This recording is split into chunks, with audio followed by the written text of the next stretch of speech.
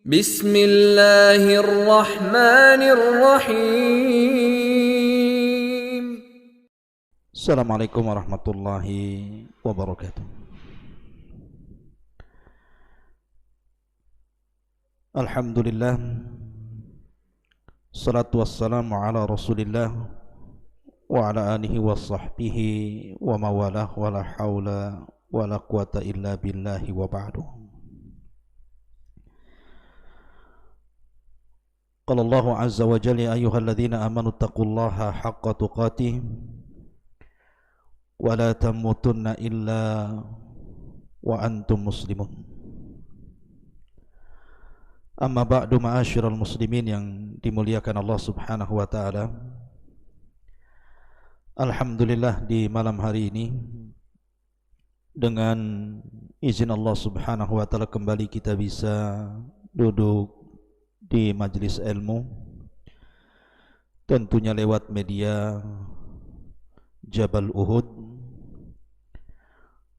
Salawat dan salam tak lupa kita haturkan kepada baginda Nabi besar Muhammad sallallahu alaihi wa ala alihi wasallam.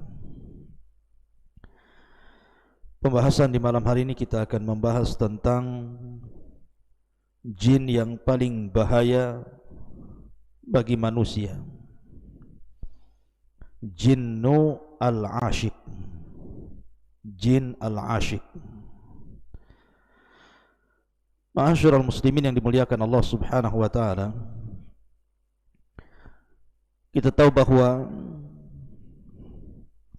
jin diciptakan oleh Allah subhanahu wa ta'ala setelah Allah subhanahu wa ta'ala menciptakan para malaikat dan sebelum Allah menciptakan Adam alaihi salatu wassalam.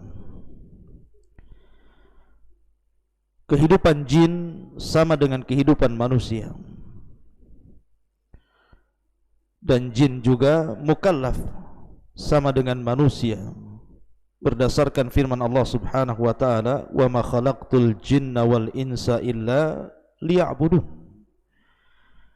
Tidaklah aku ciptakan jin dan manusia kecuali keduanya disuruh untuk beribadah kepada Allah azza wa jalla. Nah, di antara jin ada orang-orang atau jin-jin yang saleh. Wa inna minnas salihun, dan di antara kami ada jin-jin yang saleh. Wa minna duna dzalik, tetapi ada yang tidak saleh, ada yang jahat. Kunna tara'iqa qidada, kami ini bertingkat-tingkat, kata jin. Lah, di antara jin yang menjadi anak buah iblis yang paling jahat dan selalu menggoda manusia adalah jinnul ashiq. Jin yang disebut dengan jin al-ashiq. Siapa jin asik ini? Bagaimana dia dikatakan akhtarul jin, jin yang paling bahaya, terutama bagi kaum muslimin? Dan bagaimana caranya kita lepas daripada jinnul ashiq ini? Ma'asyiral muslimin yang dimuliakan Allah subhanahu wa ta'ala, kita tahu bahwa di antara cara jin masuk ke tubuh manusia adalah dengan cara masuk ke jalan darah manusia. Dan itu berdasarkan hadis Safiyah radhiyallahu anha yang dikeluarkan Imam Bukhari dan Muslim. Nabi SAW bersabda, inna syaitana yajri min ibni Adam majradam. Sesungguhnya syaitan masuk kepada Bani Adam itu dari jalan darah Bani Adam. Disitulah kemudian jin masuk ke dalam tubuh kita, kemudian mengganggu kita. Makanya ada sebuah hadis Nabi SAW pernah mengatakan dalam hadis Aisyah radhiyallahu anha, kata Nabi SAW, inna fikum al-mugharribun, sesungguhnya di antara kalian ada orang-orang yang disebut al-mugharribun. Kemudian Aisyah radhiyallahu anha bertanya kepada Rasul, Wa mal mugharribuna ya Rasulullah? Apa yang dimaksud mugharribun itu wahai Rasul? Maka Nabi SAW mengatakan, alladzina yashtariku fihimul jin, orang-orang yang jin selalu ikut serta bersama mereka. Itulah mugharribun. Dari sini kita tahu bahwa ada orang-orang yang mereka senantiasa bersama jin, jinul asyik, dan tidak suka dengan yang lainnya. Oleh karena itulah maka kenapa jin asyik ini dikatakan akhtarul jin, jin yang paling bahaya, karena dia tidak mau melepaskan orang yang disukainya. Maka disebut asyik karena dia mencintai manusia. Jin yang sudah tergila-gila kepada manusia, sehingga dia tidak akan melepas orang yang dicintainya. Makanya jin ini paling bahaya, yang disebut dengan jinul asyik ini. Lalu apa saja a'radul jin asyik ini?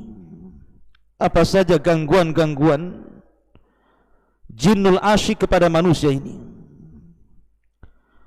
Para ulama mengatakan yang paling bahaya biasanya jinul asyik ini adalah menggoda manusia-manusia yang belum menikah,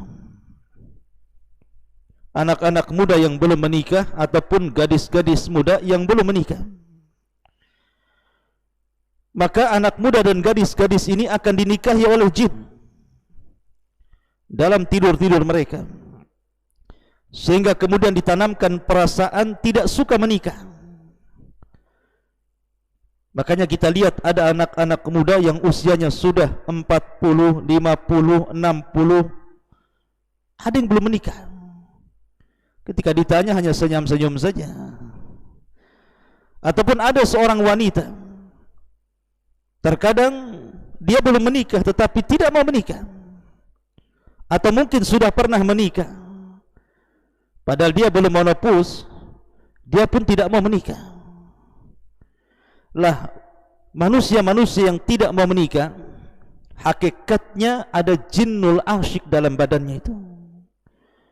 Ada jin yang senantiasa menyukai dia, sehingga jin membuat orang itu untuk tidak menikah dan hanya menikah dengan dia saja. Dan ini sangat bahaya. Ma'asyiral muslimin yang dimuliakan Allah Azza wa Jalla. Atau terkadang kemudian dibuatnya laki-laki itu suka dengan laki-laki, atau perempuan suka dengan perempuan, atau mungkin suka sendirian di kamar sendirian, mendengarkan musik, melihat internet, ataupun hal-hal yang tidak layak dilihat, tidak layak ditonton. Akhirnya kemudian dia berdua-duaan dengan jin yang disebut dengan jinul asyik ini, dan ini sangat bahaya.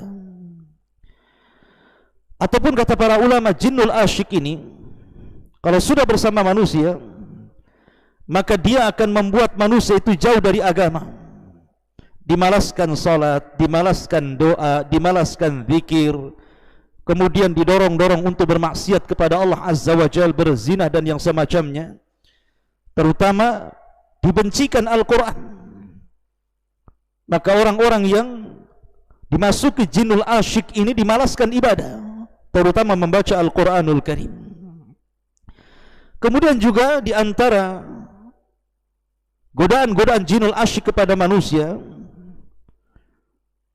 manusia ini selalu sempit dadanya. Jadi dhaiku fi sadrihi, merasa sempit dadanya. Kemudian terkadang syadidul hazni daim, jadi kalau sedih itu sedih terus, tidak pernah berhenti. Umpamanya orang kena musibah, entah meninggal orang yang dicintainya, orang tuanya, anaknya, pasangannya, dibuat sedih terus, seolah-olah kemudian tidak ada hentinya. Ataupun kemudian kata para ulama juga, mimma yu'ayyidu ila halati minat ta'bid daim, termasuk juga adalah dibuat ta'ab selalu, dibuat susah selalu, letih selalu, lelah selalu.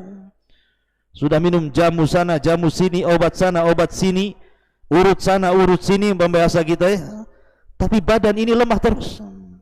maka dalam badan orang tersebut ada jinnul asyik namanya.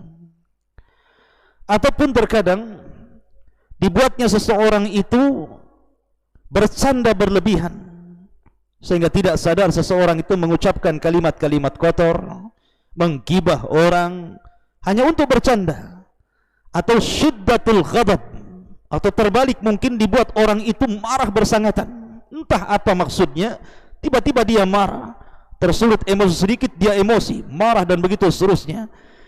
Kata para ulama berarti dalam badannya ada jinnul asyik. Kemudian juga dibuat bermimpi melakukan hubungan seksual. Dalam mimpinya berhubungan dengan, kalau dia sudah menikah maka bermimpi dengan orang yang bukan suaminya, mungkin dengan tetangganya, mungkin dengan temannya, mungkin dengan orang lain. Atau kalau belum menikah maka dia akan dimimpikan, dan itu selalu sering melakukan ataupun selalu dimimpikan seperti itu.